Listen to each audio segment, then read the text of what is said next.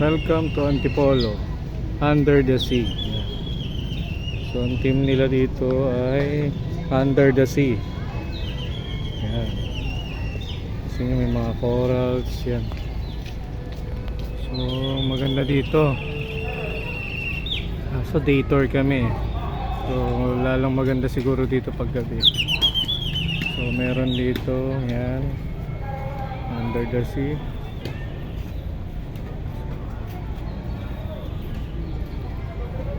Tapos yan, welcome to Antipolo. So meron Under the Sea. Yan. Likod lang po, sa harap lang po ito ng simbahan, Cathedral. So yan, Under the Sea. Yan ang team niya, Under the Sea. So Antipolo Church. May giant Christmas tree rin. So yan, pansin nyo. So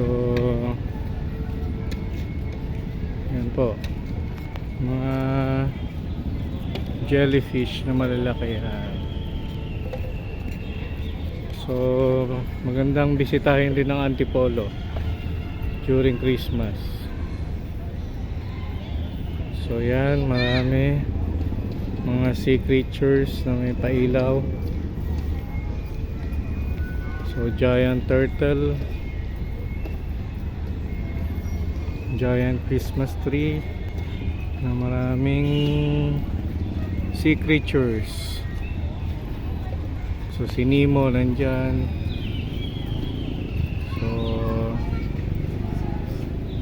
yan po. Tapos meron din siyang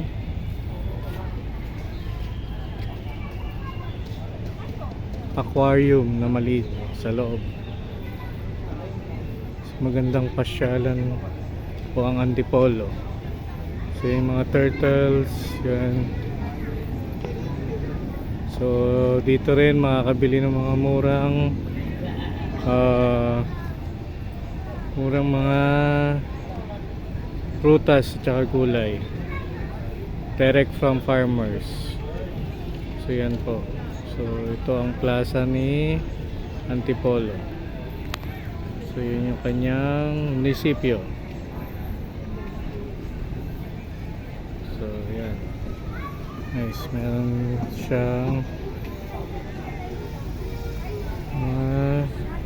aquarium.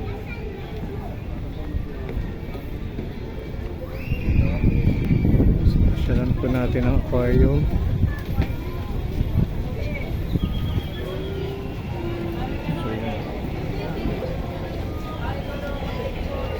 Isda po siya na maliit. So marami siyang aquarium. Yan. So tourist attraction na rin ang Antipolo.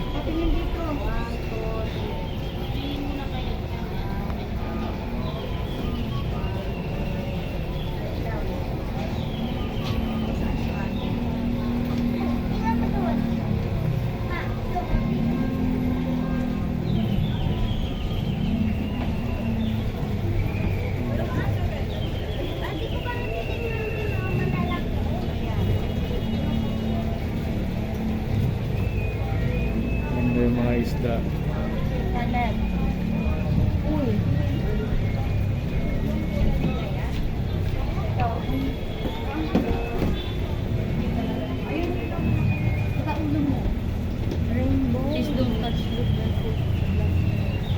ang ganda ng mga isda niya. Kinulayan ba yan? Talagang kulay niya.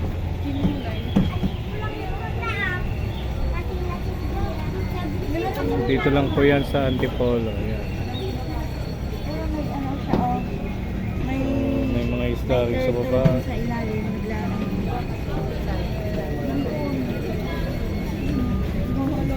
naglalakad eh. Yung turtle.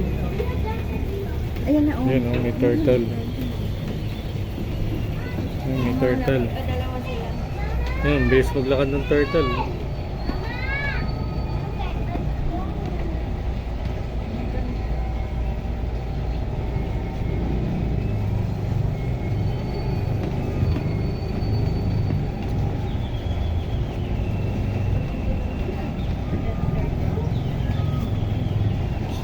sulit na pasyalan din po itong Antipolo.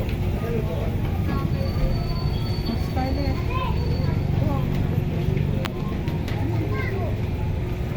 So, click and subscribe po sa aking channel. So, Just Adventure DIY. Click like and subscribe po. Thank you, adventurer.